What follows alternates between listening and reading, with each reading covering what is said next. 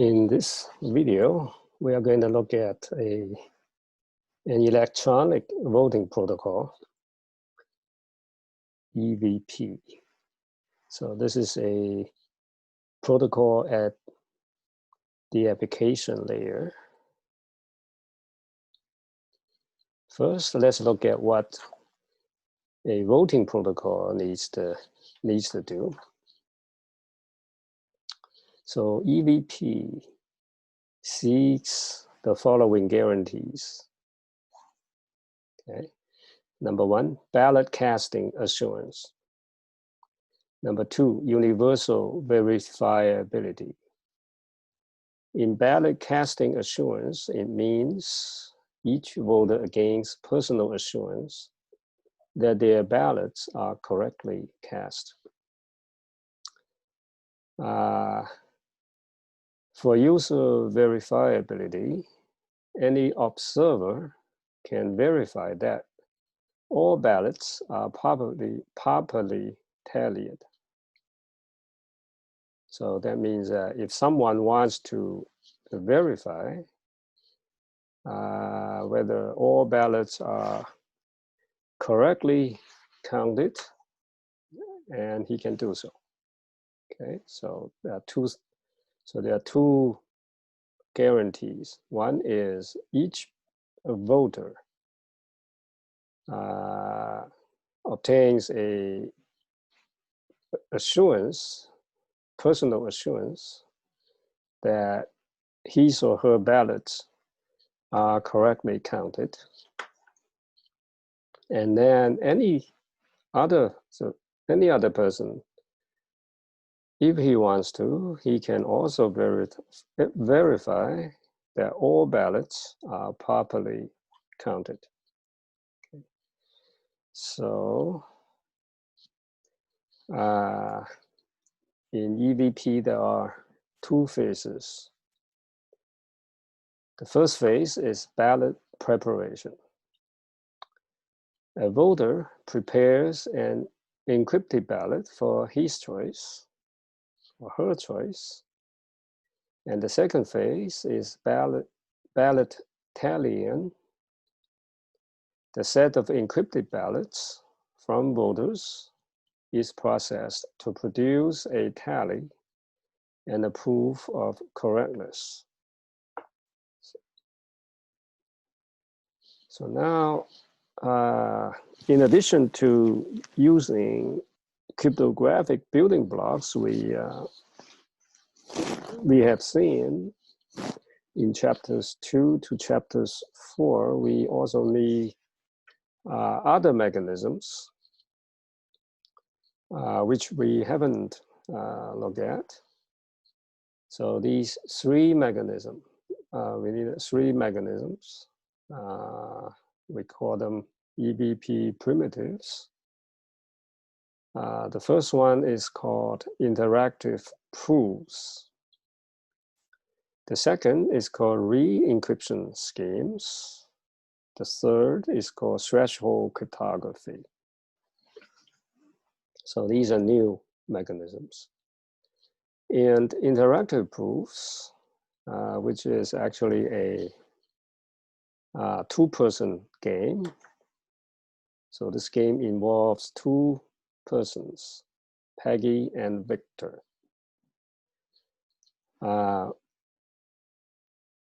And in this game, Peggy possesses a secret, and Victor wants to be convinced that Peggy possessed the said secret. However, Peggy does not want to reveal her secret to Victor. Okay, so Peggy would tell Victor that she possesses a secret, but she doesn't want to reveal that secret to Victor, yet she still wants Victor to be convinced that she does indeed possess that secret. So in order to do this, Peggy and Victor will engage an interactive proof. Okay, so this is a two-person game. So we'll see it. We'll see later. In re-encryption scheme, so this is a mechanism to create a new ciphertext whose plaintext is equivalent to an existing ciphertext's plaintext. So in other words,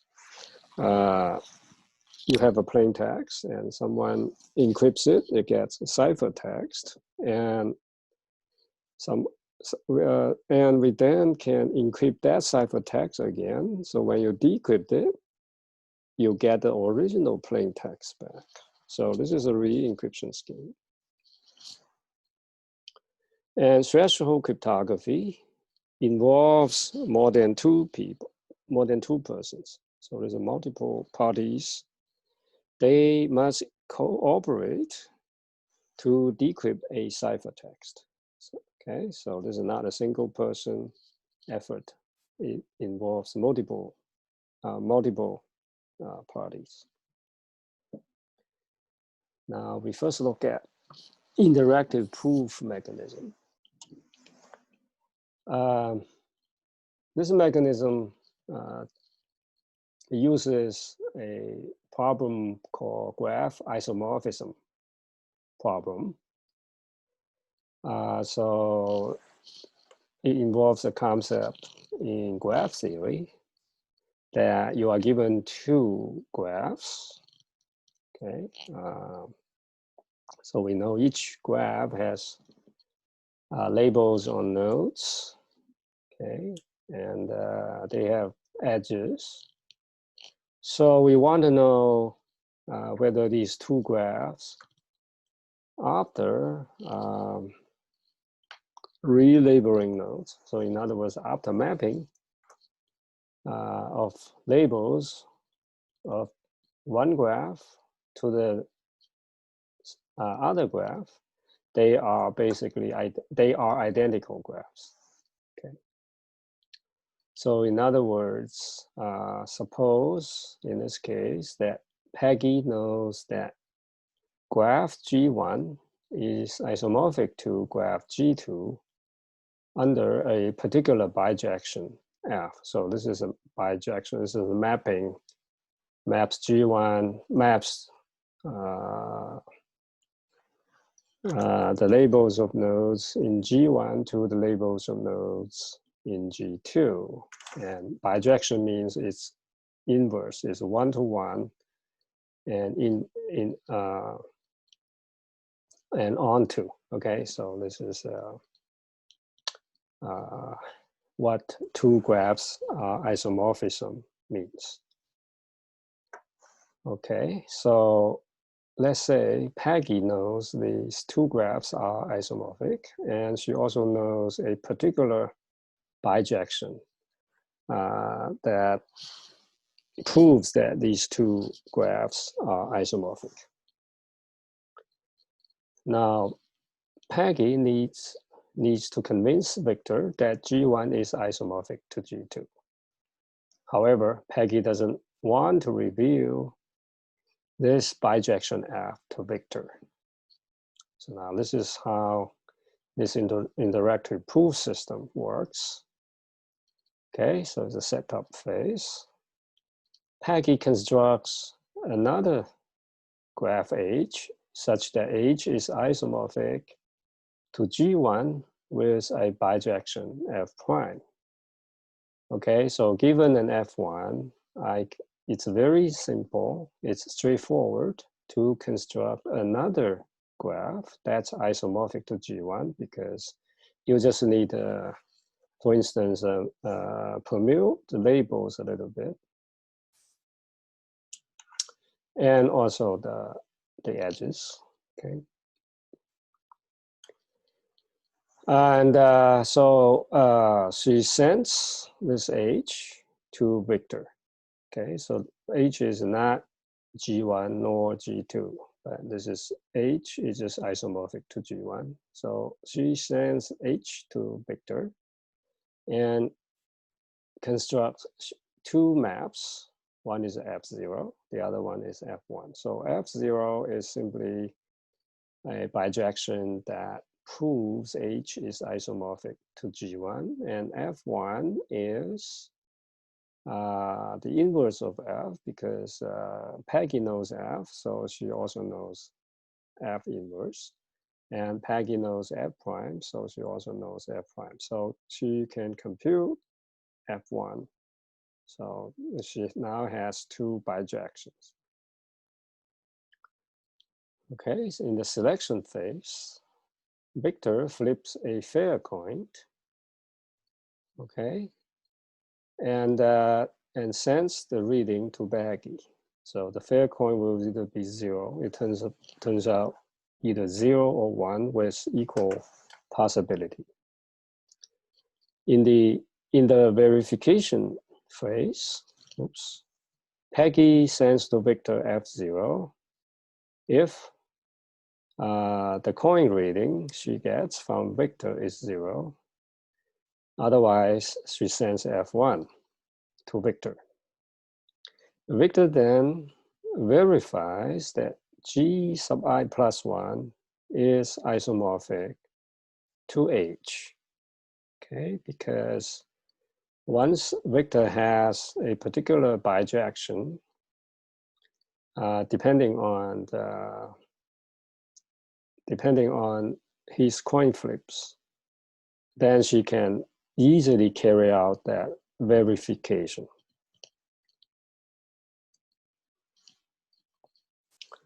Okay, so and this way, because if, for instance, if Peggy doesn't know F, then a coin flip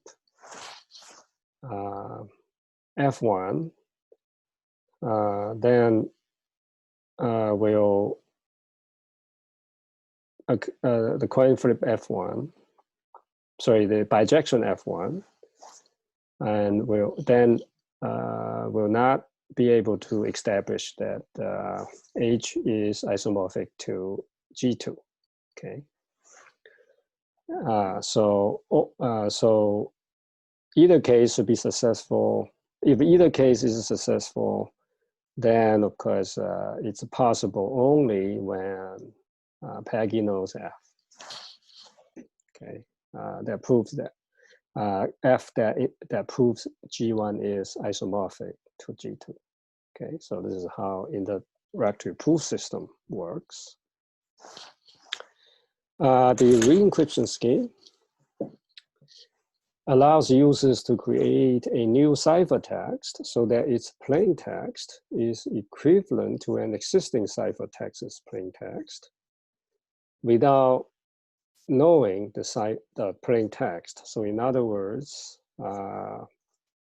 you encrypt a plain text, you got a ciphertext, and then you encrypt again on the ciphertext.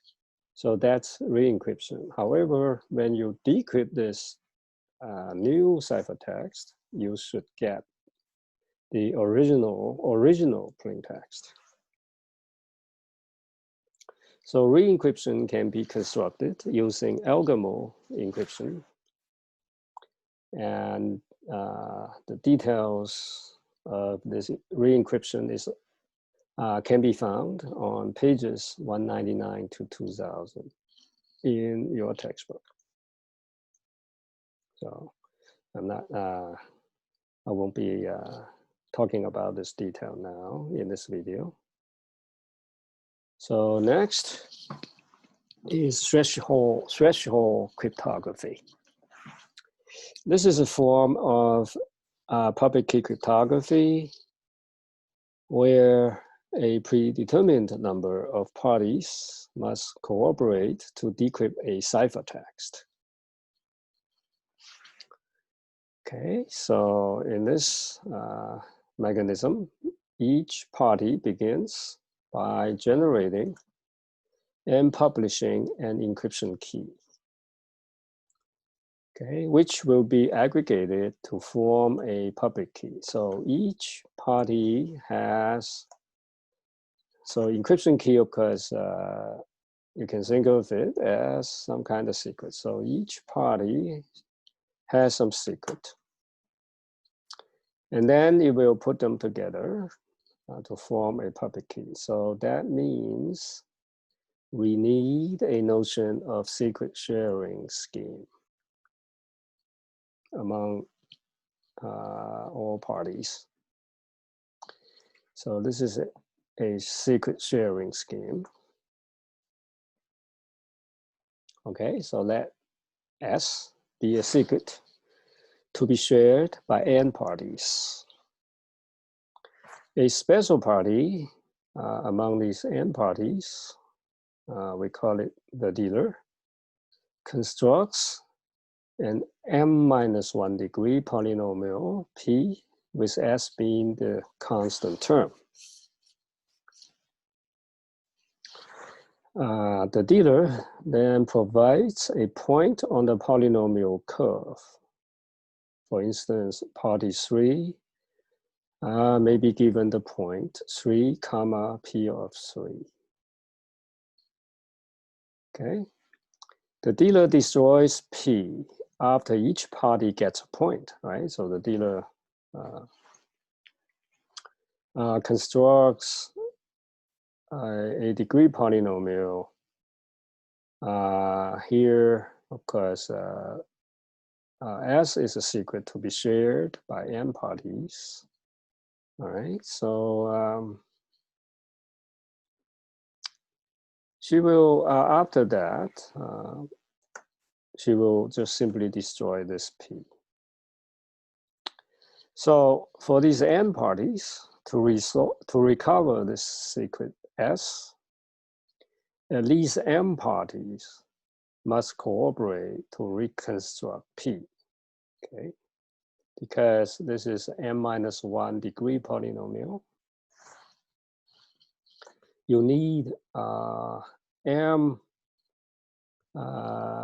distinct points to reconstruct this polynomial. So once polynomial P is reconstructed, then you can compute that constant term, and that constant term is S.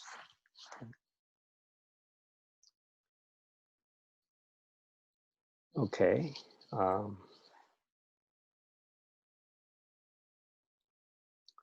So now we can talk about a particular EVP called the Helios voting protocol. So there is a vote phase, publish phase, shuffle phase, tally phase, and audit phase. Okay, using the mechanisms we talked about earlier. In the vote phase, Alice the voter casts an encrypted ballot using threshold algorithm. So this is a encryption and authenticates herself to the system. In the publish phase, the system posts Alice's encrypted ballot along with her name, which serves as a proof that Alice did vote. Okay, of course, Alice can see her own ballots in there. And in the shuffle phase, the system decouples the votes from the names and mixes the votes using a mixed network. Okay, so now you have the ballots there, but whoever created that ballot is no longer known after the shuffle phase. So here, each server takes in a set of ballots, re-encrypts each ballot, mixes, that means permutes the set of these re-encrypted ballots, and passes it to the next server. So when you re-encrypt it,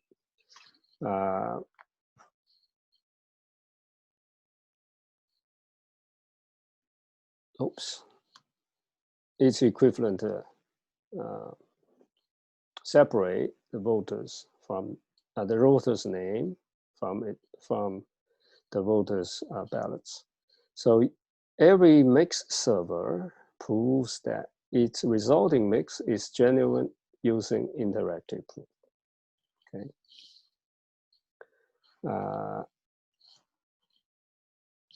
And then in the tally phase, the system first tallies the votes in the public view, for instance, on the bulletin board, and then destroy the votes. So we tally the votes and destroy the votes. In the audit phase, any auditor may choose to download all the election data and verify the correctness of the shuffle and tally phases. Okay, so that is this video on electronic voting protocols. It involves more mathematics, and actually there are very interesting mathematics, but it may be a little bit harder to understand. And but for details, you can check your textbook. Here, we'll just give you an idea how electronic voting protocol can be done. All right, so that's the end of this video.